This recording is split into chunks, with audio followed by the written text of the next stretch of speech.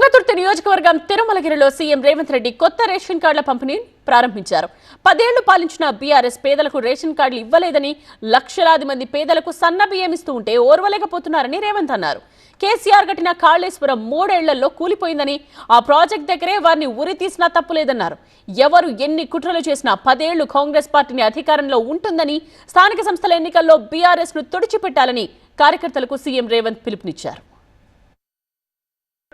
10 సంవత్సరాలు పరిపాలన చేసిండు. ఏనాడైనా పేదవాడికి రేషన్ కార్డు ఇవ్వాలన్న ఆలోచన వచ్చిందా?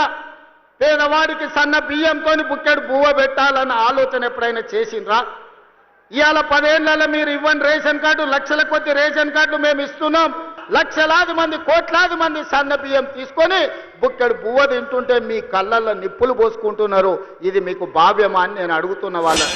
2.5 సంవత్సరాలు ఈ ప్రభుత్వం పూర్తి చేసుకునే లోపల 1,00,000 ప్రభుత్వ ఉద్యోగాలు ఇచ్చి 1,00,000 మంది నిరుద్యోగ యువకులను ఉద్యోగాలు కల్పించి వాళ్ళ కుటుంబం ఆత్మ గౌరవంతో బ్రతికే విధంగా, ఉజ్వల భవిష్యత్తు అందించే విధంగా ఈ ప్రభుత్వం చర్యలు చేపడుతుందని చెప్పి చంద్రశేఖరరావు కట్టిన కాళేశ్వరం 3 ఏళ్లలో కూలేశ్వరం అయింది.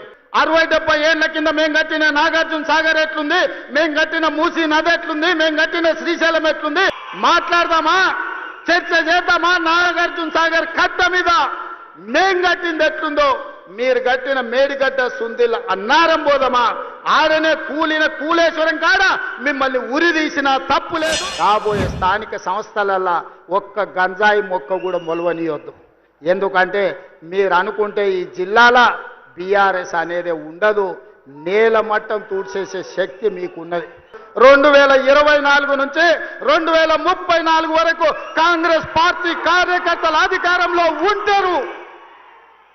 10 ఏళ్లు తెలంగాణ గడ్డ మీద కాంగ్రెస్ జెండా రెపరెపలాడుతూనే ఉంటది. శాతనైతే మామొస్తాడో, అల్లుడొస్తాడో, బామార్దొస్తాడో, బిడ్డొస్తాడో, మొత్తం కట్టగట్టుకొని జాతంత వస్తుందో రాపో బిడ్డ మా కాంగ్రెస్ పార్టీ కార్యకర్తలు చూసుకుంటారు. మీరందరూ ఒక పక్కన నిలబడండి, మా కాంగ్రెస్ పార్టీ కార్యకర్తలు ఇంకొక పక్కన నిలబడతారు. 10 ఏళ్ళు